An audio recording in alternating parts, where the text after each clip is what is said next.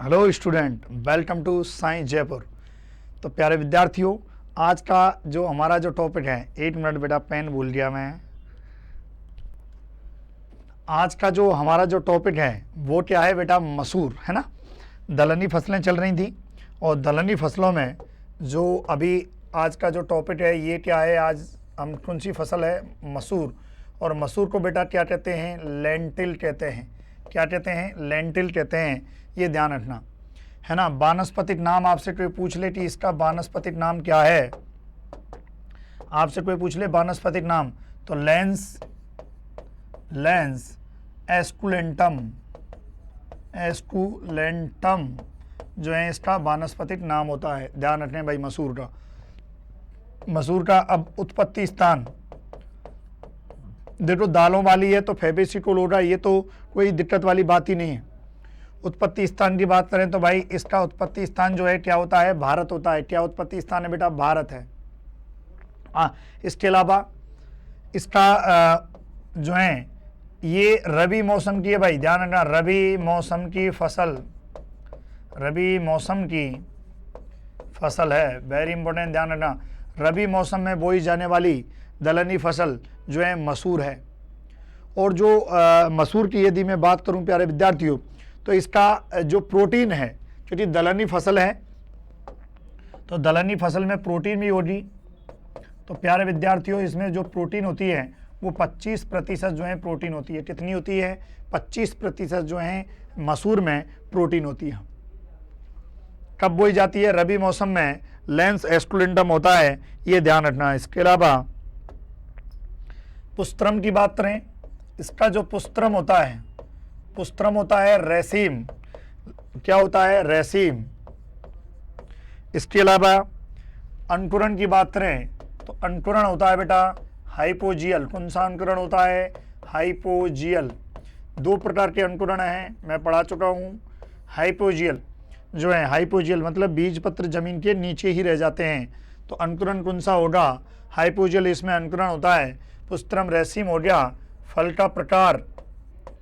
का प्रकार आपसे कोई पूछ ले तो बेटा फल का प्रकार जो है इसमें क्या होता है? पौड़ होता है। क्या होता है? पौड़ होता है। और सामान्य जानकारी की बात करें तो जो मसूर है ये स्वपरागित फसल है। कैसी है बेटा? स्वपरागित फसल। देखो एग्जाम में टू द पॉइंट क्वेश्चन आते हैं, सिंपल क्वेश्चन आते हैं, टू द पॉइंट। इसके अलावा जितनी भी दालें वाली जो हैं फसल हैं, दालें वाली जो फसल हैं जो आपके एग्जाम के सिलेबस में हैं, उन सभी में सर्वाधिक खनिज लवण इसी में होते हैं। सर्वाधिक खनिज लवण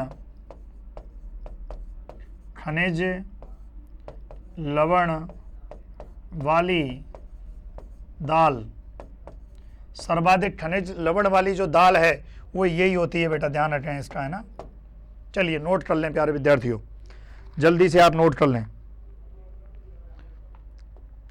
फिर इसके उत्पादन की बात करें तो प्यारे विद्यार्थियों, इसका जो उत्पादन है वो कहाँ पर सर्वाधिक होता है? उत्तर प्रदेश में। यदि इसका आपसे कोई पूछ ले कि मसूर का उत्पादन कहाँ होता है, सर्वाधिक उत्पादन बेटा उत्तर प्रदेश में होता है। यदि आपसे कोई पूछ ले कि राजस्थान में कहाँ पर सर्वाधिक कौन से जिले में मसूर का उत्पादन होता है, तो राजस्थान में होता है बेटा भरतपुर जिला। कौन सा जिला? भरतपुर जिला में सर्वाधिक जो है इसका उत्पादन होता है। ठीक है, ध्यान रखना, ये बेसिक सी जानकारी है जो आपको पता होनी चाहिए। अब इसकी जलवायु की यदि मैं चर्चा करूं, इसकी जलवायु कि इसके लिए कैसी जलवायु चाहिए? आपको पता है कि मसूर जो है रबी मौसम में बोई जाती है। रबी मौसम मतलब सर्दियों वाला मौसम, और सर्दियों वाले मौसम में जलवायु कैसी रहती है बेटा? ठंडी जलवायु। कैसी? ठंडी जलवायु जो है रहती है ना। ठंडी जलवायु एवं शुष्क मौसम, है ना, शुष्क मौसम ये रहता है। ये आपको एग्जाम के पॉइंट ऑफ व्यू से ध्यान रखना है। अब जब जलवायु की बात हो रही है तो एक बार तापमान की भी बात कर लेते हैं कि इसके लिए जो वृद्धि है इसके लिए तापमान कितना चाहिए। तापमान की बात करें प्यारे विद्यार्थियों, तापमान कितना चाहिए? 18 से 30 डिग्री सेल्सियस तापमान इसकी वृद्धि के लिए चाहिए। वानस्पतिक वृद्धि भी कौन सी? वानस्पतिक वृद्धि। वानस्पतिक वृद्धि से तात्पर्य क्या होता है? आपके फूल वाले पार्ट, बीज वाले पार्ट को छोड़कर जड़, तना और पत्ती जो है वानस्पतिक होती है। तो नोट करें प्यारे विद्यार्थियों जल्दी से, ठीक है। इसके साथ ही जब ठंडी जलवायु उठी है तो यहाँ पर ये भी देख लो कि इसकी बुवाई कब की जाती है? बुवाई की जाती है रबी में। कब? रबी में। रबी मौसम मतलब अक्टूबर महीना। अक्टूबर में रबी मौसम मतलब बेटा अक्टूबर में इसकी बुवाई की जाती है। चलिए, इसके अलावा बुवाई कर ली, ठीक है, लेकिन बुवाई के लिए आप बीज दर भी तो लोगे। तो बीज दर बेटा इसमें कितनी ली जाती है वो नोट डाउन कर लें कि बीज दर, अब देखो इसमें 30 से 40 केजी प्रति हेक्टेयर समय पर, यदि आप समय पर बुवाई कर रहे हैं, जो अक्टूबर मैंने बोला है उस पर बुवाई कर रहे हैं, तो 30 से 40 केजी सफिशिएंट है। लेकिन यदि आप देरी से बुवाई कर रहे हैं, यदि आप प्यारे विद्यार्थियों देरी से बुवाई कर रहे हैं, तो 40 से 50 केजी प्रति हेक्टेयर यदि आप देरी से बुवाई करते हैं, देरी से बुवाई यदि आप करते हैं तो 40 से 50 जो है ली जाती है। देखो ज़्यादा बड़ा नहीं है, मसूर बिल्कुल छोटा सा है, ज़्यादा नहीं पूछा जाता है। बीज दर ले ली, ठीक है। अब बीज दर के साथ साथ आप इसकी किस्म भी आप जान लें कि कौन सी किस्म है, कब यूज की जाती है, ये भी आपको पता होना चाहिए। किस्म की बात करें तो प्यारे विद्यार्थियों जैसे इसकी किस्म है गरिमा, मल्लिका, क्या है? मसूर की किस्म जो है गरिमा, मल्लिका, सपना, शिवालिक, क्या है? गरिमा, मल्लिका, सपना, शिवालिक, ठीक है। इसके अलावा प्रिया, देखो लड़कियों के नाम मैंने पूरे, प्रिया तो कहते हैं DPL 15, क्या कहते हो?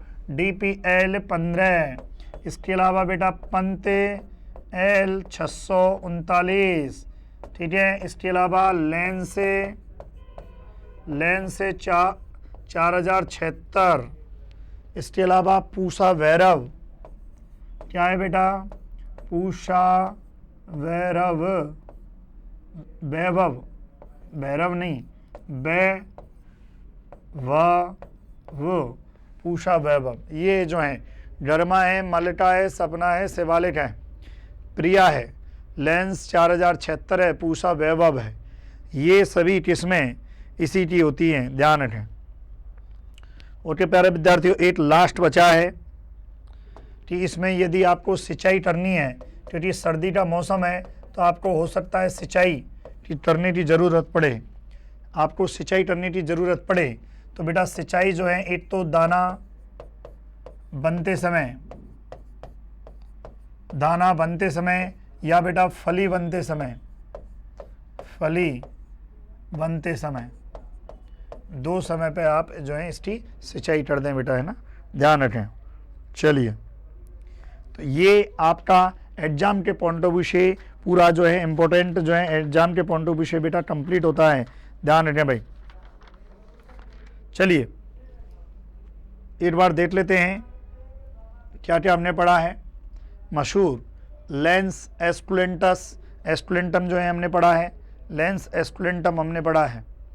इसके साथ ही उत्पत्ति स्थान भारत होता है, रबी मौसम की फसल होती है, प्रोटीन जो है 25% होती है। फिर हमने देखा पुष्पक्रम, अंकुरण, फल का प्रकार, स्वपरागित फसल। उत्पादन की बात करें उत्तर प्रदेश, फिर उसके बाद जो है आपका भरतपुर जिला। जलवायु कैसी? ठंडी, क्योंकि ठंड में ये इसको बोया जाता है। बीज दर की बात करें तो 30 से 40 केजी प्रति हेक्टेयर समय पर बुवाई करें तो। बाकी डरमा, मल्लिका, सपना जो हैं, प्रिया, शिवालिक, ये सभी जो हैं किस्में जो हैं इसकी हैं, किसकी हैं बेटा? मसूर की हैं। ओके प्यारे विद्यार्थियों, तो ये आपका मसूर कंप्लीट होता है। ओके प्यारे विद्यार्थियों, थैंक यू सो मच।